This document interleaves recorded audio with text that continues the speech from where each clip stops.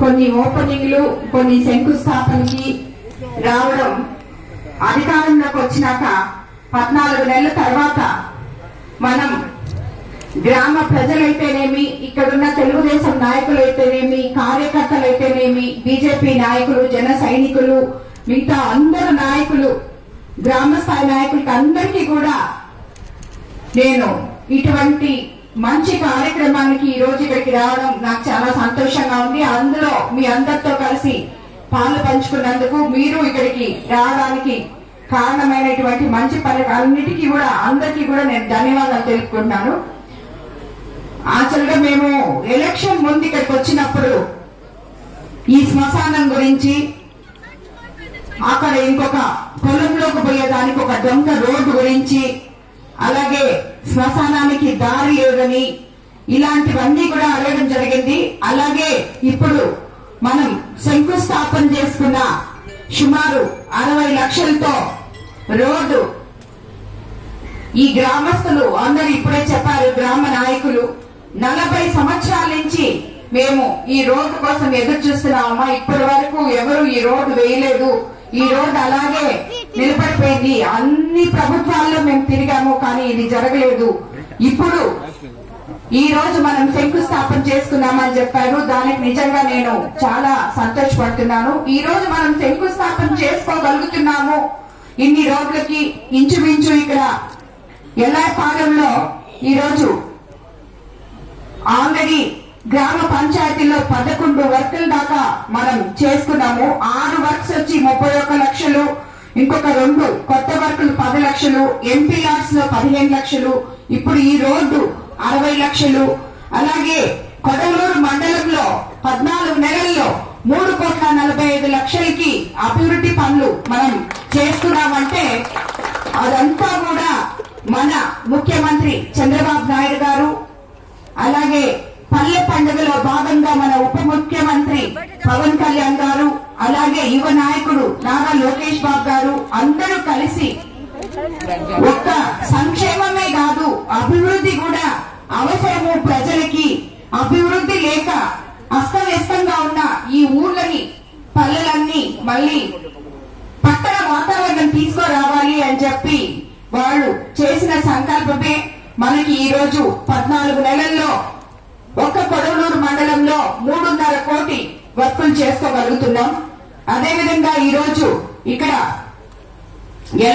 ఎల్లాయపాలెంలో 30 లక్షల రూపాయలతో గ్రామంలో అంతర్గత రోడ్లు నిర్మాణం చేసుకున్నాం. మరో 65 లక్షలతో దాసరిపాలెం వద్ద మెయిన్ రోడ్డు, 10 లక్షలతో ముస్లిం కాలనీకి సీసీ రోడ్డు, ఇవన్నీ కూడా బీటీ రోడ్లు నిర్మాణానికి శంకుస్థాపన చేసుకున్నాం.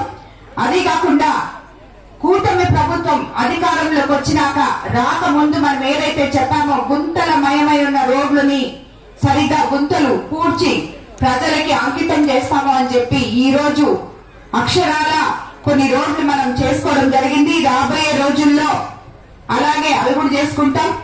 అలాగే ఎంపీ వేమిరెడ్డి ప్రభాకర్ రెడ్డి గారి సహకారంతో కూడా ఈ ఊరికి ఎంపీ లాస్ కింద శ్మశాన వాటికి 10 లక్షలు, అలాగే ఒక రోడ్డుకి 5 లక్షలు కూడా ఇవ్వడం జరిగింది. అది కూడా ఈ రోజు ఇక్కడ మనం వాడుకోవడం జరిగింది. రాబోయే రోజుల్లో ఇప్పుడు వీళ్ళు చెప్పారు పాతూరు ఎల్లాయపాలెం రోడ్డు కూడా చాలా అవసరం అమ్మ మాకని చెప్పి, అది కూడా ఆల్రెడీ 40 లక్షలతో ఎస్టిమేషన్స్ కి పంపించున్నాం. అది వచ్చిన తర్వాత దాన్ని కూడా వేసుకుంటాం.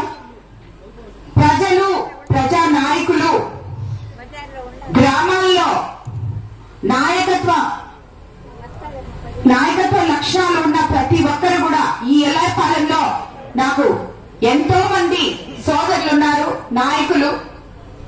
ఒక రమణారెడ్డి అన్న, రాజా, వంశీ, నాగభూషణం అన్న, ఇలా చెప్పుకుంటూ పోతే చాలా మంది ఉన్నారు. ప్రతి ఒక్కరూ కూడా నా దగ్గరకు వచ్చి ఈ గ్రామాని కోసం, అభివృద్ధి కోసం ప్రతిరోజు వచ్చి ఏదో ఒకటి అడుగుతూనే ఉంటారు వాళ్ళు. అలాగే మేము కూడా అవకాశం వచ్చినప్పుడల్లా కూడా చేస్తుంటాను. అన్నిటికన్నా ముఖ్యంగా ఇప్పుడు నేను ఇనింది కొంచెం మందికి పెన్షన్ రావాలి.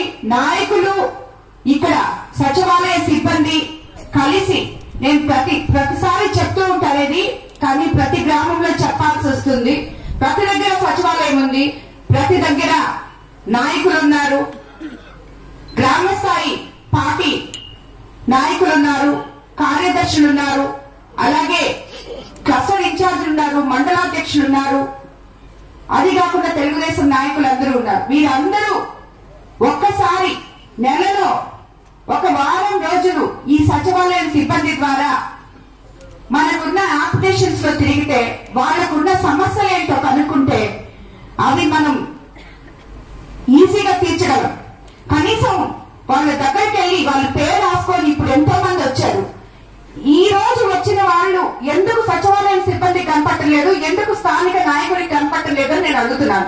ఒక ఎమ్మెల్యే వస్తే మాత్రమే వాళ్ళు వచ్చి అడిగే విధానం మారాలి.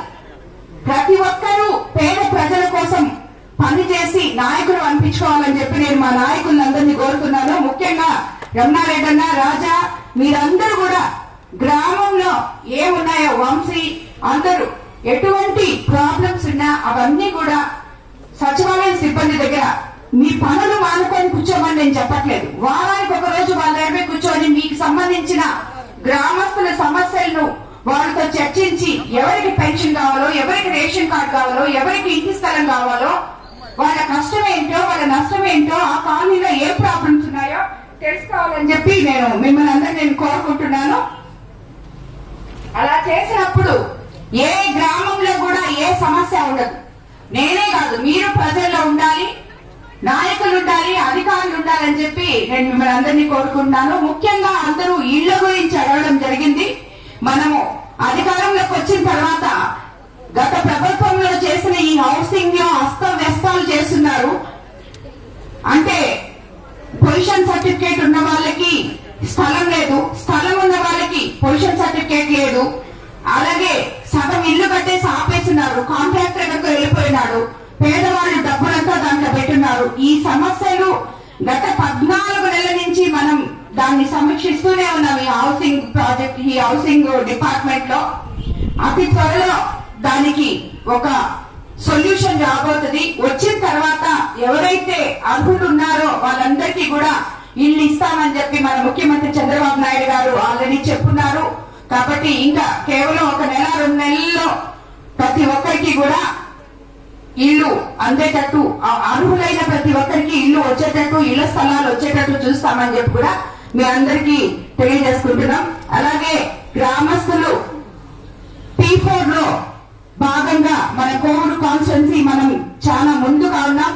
ప్రతి ఒక్కరూ నాయకులు ఎవరి ఇబ్బందులు ఉన్నారో వాళ్ళని బంగారు కుటుంబాలని మార్గదర్శ కుటుంబాలుగా మీరు ముందుకెళ్లి వాళ్ళకి సాయం చేయాలని చెప్పి మిమ్మల్ని అందరినీ కూడా నేను కోరుకుంటున్నాను. అలా కాని పక్షంలో వాళ్ళని సపరేట్ గా మనం ఏ ఊర్లో ఎంతమంది ఉన్నారో, ఎంతమందికి ఏం అవసరాలు ఉన్నాయో చూస్తే దానికి ఒక వేరే కమిటీ వేసి P4 ద్వారా వాళ్ళకి ఏం సాయం కావాలో మనం చేసేదానికి మన కోవూరు కాన్స్టిట్యున్సీ నుంచి ముందుకు వస్తామని చెప్పి కూడా మీ అందరికీ నేను తెలియజేసుకుంటాను.